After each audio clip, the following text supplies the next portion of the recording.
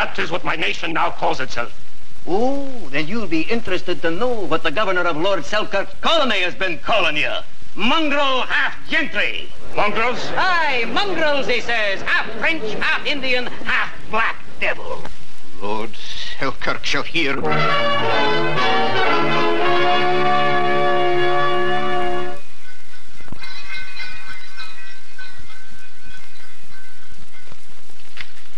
Today, I am an unprincipled land jobber, and I've sent my fellow Scots out to Red River, an isolated desert, to be massacred by savages. Feelings run high in Montreal. Surely your lordship is aware of what people are saying. That I have come to Montreal not to seek an amalgamation between Hudson's Bay and the Northwest Company, but to crush the Northwest Company. I am also aware, Mr. McGillivary, that our negotiations conducted in secrecy miraculously become common street gossip. Surely there is room enough in British America for all. Well said, Mr. Gale. So why begrudge the trade of the Athabasca country to the Northwest Company? As legal counsel to his lordship, pray enlighten me, sir. By what right does the Northwest Company claim access to these lands? The right of discovery. Trappers, traders, the Northwest men who went in and opened up the way to the far Athabasca lands. Quite right, MacLeod. The path to the Athabasca has belonged to the Hudson Bay Company for more than 100 years, by virtue of royal charter. Well, your lordship, come now. The charter is useless, invalid. The charter's validity is unimpeachable. It is near Christmas. We have met every day since October. What do you offer, sir? Grant to the Northwest Company a monopoly in the Athabasca trade. And in return? And in return, the Northwest Company is prepared to accept the validity of the charter. Which is to say, give us the royal jewels and we will recognize the crown. You are William McGillivary. I would stake my life on it.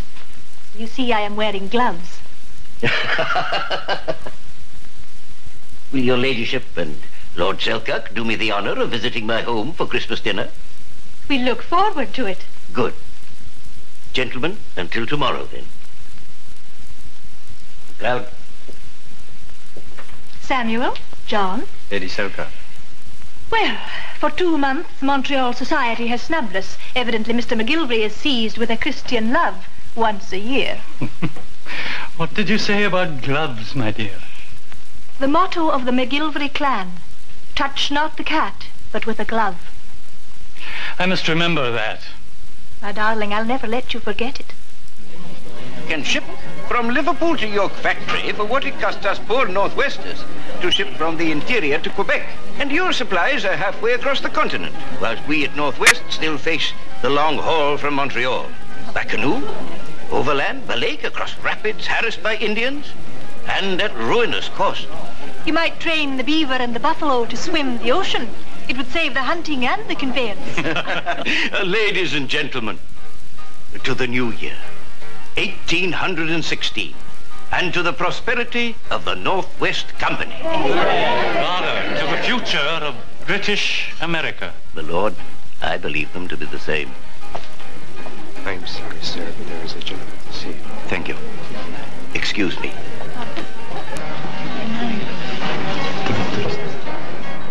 I am Jean-Baptiste Lagimodiere. Lord Selkirk? Tell his lordship. I am William McGillivary.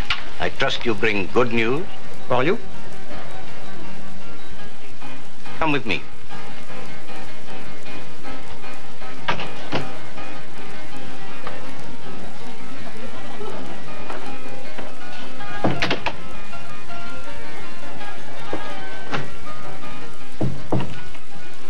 Lord Selkirk? Yes. Why do you stare? I have come 1,500 miles from Red River, you know. About 5 weeks by snowshoe and dog sled. As a voyageur, I always have in my head a picture of the founder of Red River. It is a different picture. I see. The colony, wheat fields, houses, all ashes. And the settlers? What about my people? 60 people, 13 families, all kicked out to Norway House to eat snow all winter. So, my new Governor Semple, he'll arrive to find a wilderness No, they have returned. All returned. For 3 days we beat off their men. They finally run, you know. But in the spring, it will be the end, I think. This is not addressed to me. Maybe it fell from the Northwest Express mail sled. Signed Duncan Cameron. I wish some of your pilleurs fond of mischief would pay a hostile call to Red River in June. They would make good booty. Not that I would wish them to butcher anyone. God forbid. I am a stranger to any instigations. I deny this diabolical plot.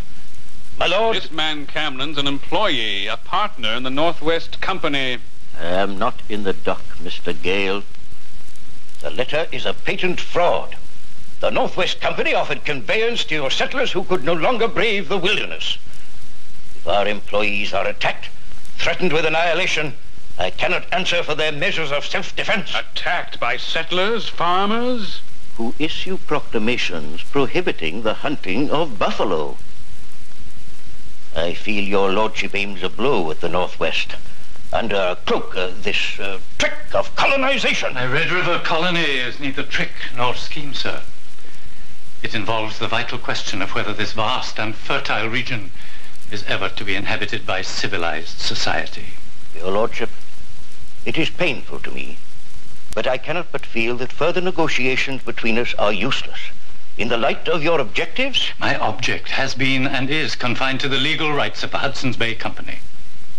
If the Northwest Company comes to ruin, sir, it will be solely the result of unprincipled conduct and immeasurable ambition. Good day, sir.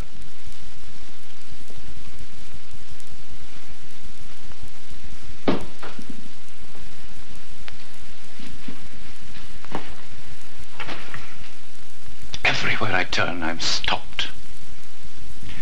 My request to Governor Drummond for military escort has been denied.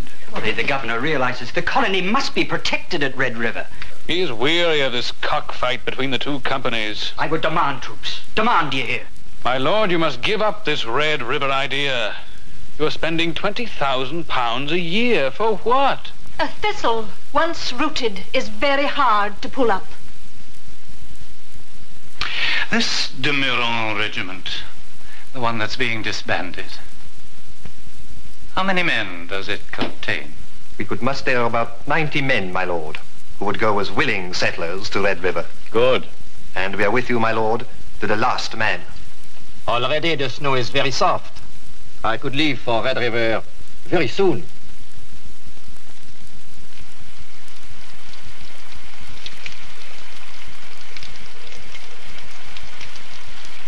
On your way through York, you will be accorded every courtesy.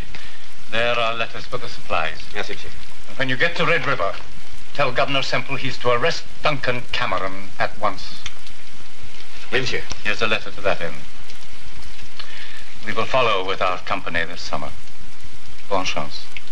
Merci, monsieur. Au revoir.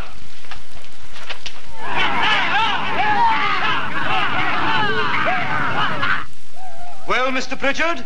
At least 50 Metis riding for the fort. Warn the people in the fields.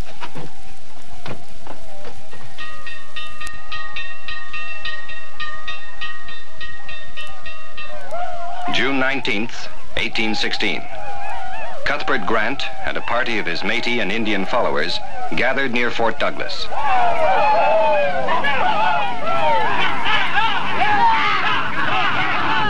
Are you not afraid, sir? No, I am not afraid. For God's sake, Governor, there are too many for us. I have a paper. I shall read it to them. Who will come with me to talk to these devils? Follow me.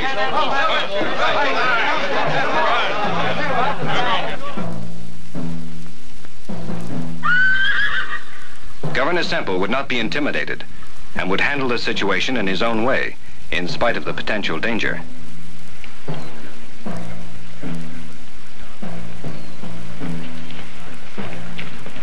Their meeting took place at Seven Oaks, west of the Red River. What do you want, sir? Our land and our fort. As governor of Red River, and a damn rascal. Scoundrel, you tell me so?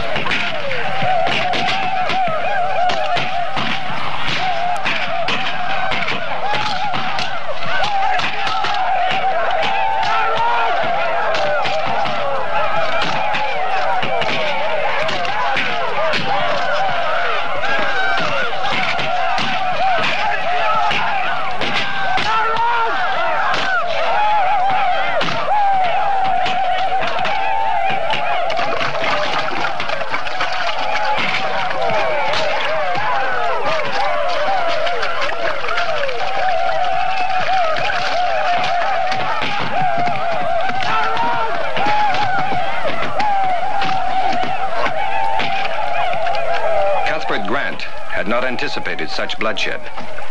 But 15 minutes later, only 4 of Governor Semple's men had escaped being massacred. The brief but bloody encounter would be noted in history as the Battle of Seven Oaks. My lord, the colony has been wiped out. You must return to Montreal now. There is nothing you can do. Be reasonable. Perhaps that has been my trouble. Captain Matty? Governor Semple and 20 men. These villains are above the law. No one is above the law. They have merely been beyond it. Either I must act alone, or an audacious crime will go unpunished. What can you do? Captain Matty! Northwest Company is to quit all possessions on my land. I'm a duly appointed magistrate and justice of the peace. I intend to preserve that peace. Lord? Prepare to break camp. We're moving ahead. Now, Matty. Yes, my lord. Where? Fort William. Citadel of murder and intrigue. Our forces are not adequate. My men would welcome the test, my lord. Thank you, ma'am. You cannot survive such a rigorous experience. If we lose you, my lord, all is lost. By what right, sir, are your soldiers swarming like red ants through Northwest property? By authority of the King's warrant. Where are my letters? The one you pigs beat me senseless for. There were no letters. He was senseless with rum. He lies! Sleeping in the snow. You lie! Where he should have frozen with his hand in a Northwest beaver trap. You poacher! All books, records, documents will be seized and sealed. You have no right to do this. He has the King's warrant.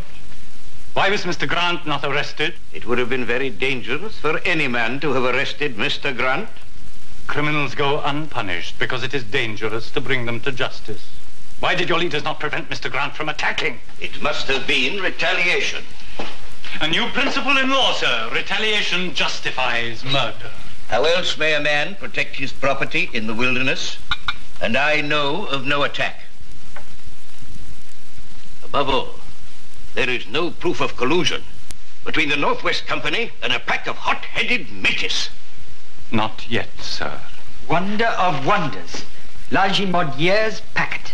Dr. Allen, I must protest. Must you indeed? My lord, I am at a loss to know how this package, these letters came to be in this room. These letters came to Cuthbert Grant, 2 bales of prime beaver and 9 others. You have no right. Nor had you to sign this authorization to reward the murderers of Red River.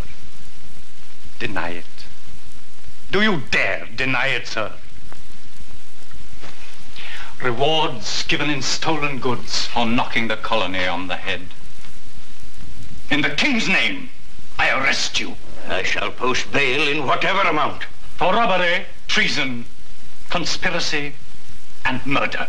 There will be no bail. Surely, my lord. This fort is now the property of the Hudson's Bay Company. Oh, no right to do that. They will use this against you. They use everything against me. Whatever I do, they twist. What I don't do, they invent.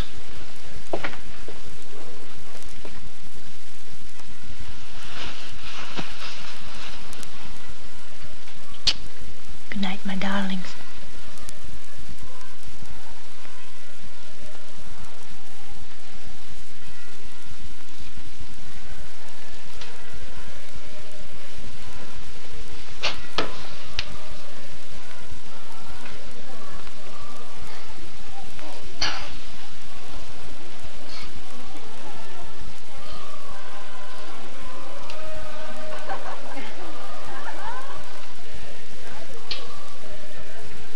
All Montreal dances. The only comfortable way I find to finish this year and usher in 1817 is to write to you, my own dearest love. The children return your kiss and I send mine. Best of all, when you read this, it will be spring and you will see the land you have dreamed of and worked for all these years. Your kingdom on Red River. This parish shall be known as Kildonan. Here you shall build your Presbyterian church. And that lot is for a school. Very generous, Lord Selkirk. We shall not forget the sacrifice of those poor souls slain in the bloody massacre of Sevenoaks. To their families, I grant 24 parcels of land. Nor shall we forget the bravery of those of French blood who stood by us. As a reward for your gallantry, I grant you the largest parcel of land across the river. Monsieur.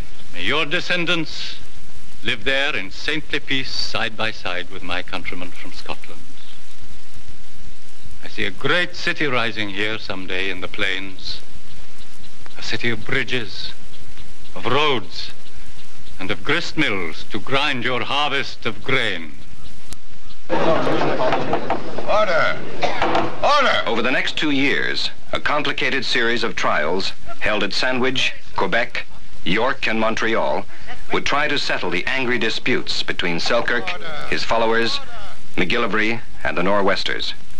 Now, Mr. Pritchard, Governor Semple, then, was more an emperor for Hudson's Bay Company than he was governor. Do let the trial go on. Semple was not to be murdered, though he was governor. But conditions for a private war did exist. The settlers did not go out to fight. But they carried bayonets? Yes. Come, sir. Governor Semple, then, did provoke this riot. 2 shots came from Grant and his Metis party.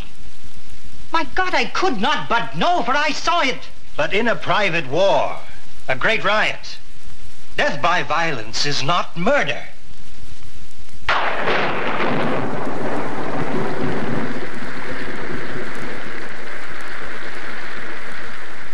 6,000 pounds bail on Lord Selkirk's head. While Northwest murderers are freed, without bail.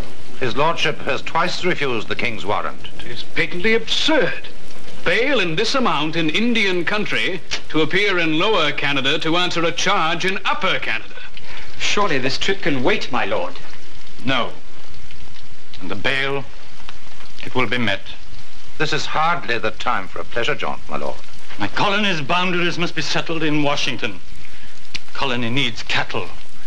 Missouri or Kentucky cattle.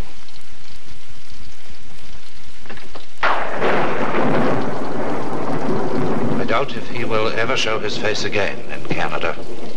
If this be Canadian justice, can you blame him?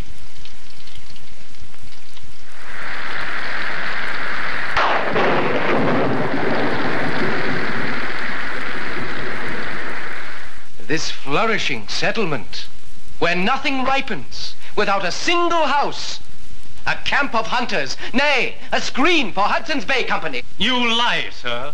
25 houses and a mill, all burned to cinders. That is no hunter's camp. My lord, be silent. You speak of my conduct at Fort William as though you possessed evidence on both sides of the question. Permit me, you deceive yourselves. This charter is unjust. Lord Selkirk, on behalf of the Hudson's Bay, has thrown it in the teeth of Canadians, men and women who first conquered the wilderness. I say this is not justice. Who are these men who sit an ocean away and hand a Scottish lord and his heirs and assigns forever a boundless tract of land, to the exclusion of those who fought and lived and died for it. Men like William McGillivary. My lord, shall there be no justice? You question the competence of His Majesty's bench? Where is the law? Our witnesses are released to disappear, whilst Northwest prisoners roister in jail. That will do. And murder, cold-blooded murder, is made to appear as a riot. My lord, be silent.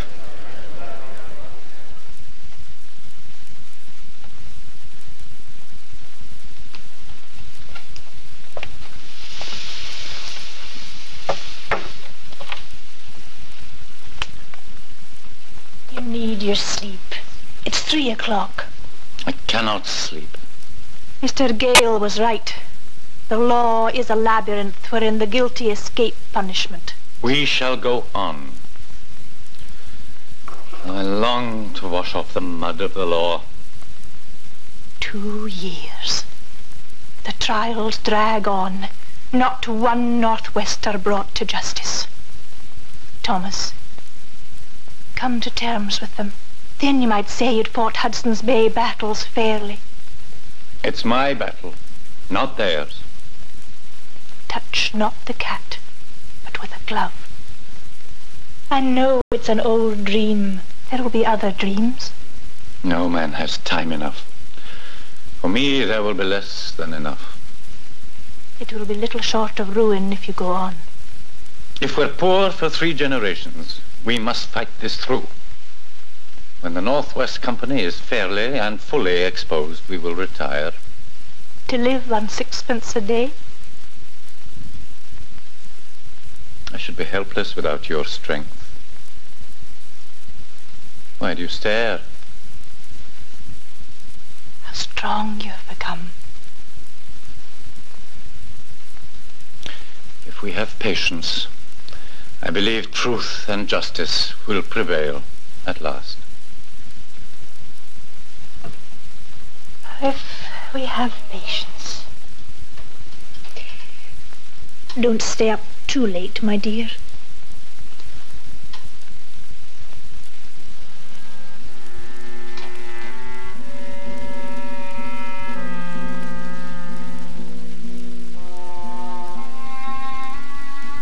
If we have patience. For this I could wish to wait, although it may be our grandchildren only who are likely to feel it.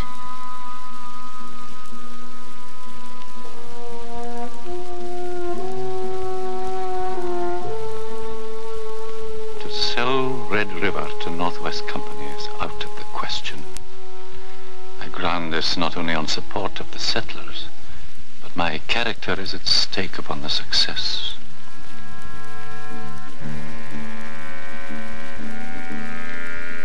Despite his failing health, Selkirk continued to recruit settlers, to plan for buildings and farms.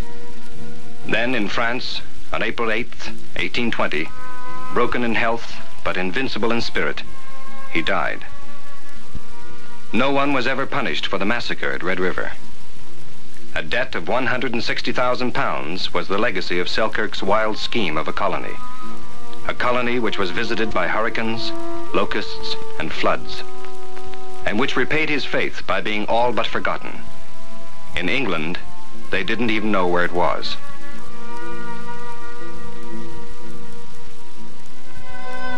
But Selkirk accomplished more than he knew.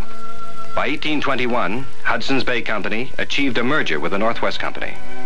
Fur and harvest began at last to live side by side. The kingdom on Red River became what he always knew it would one day be, the gateway to the west, the province of Manitoba.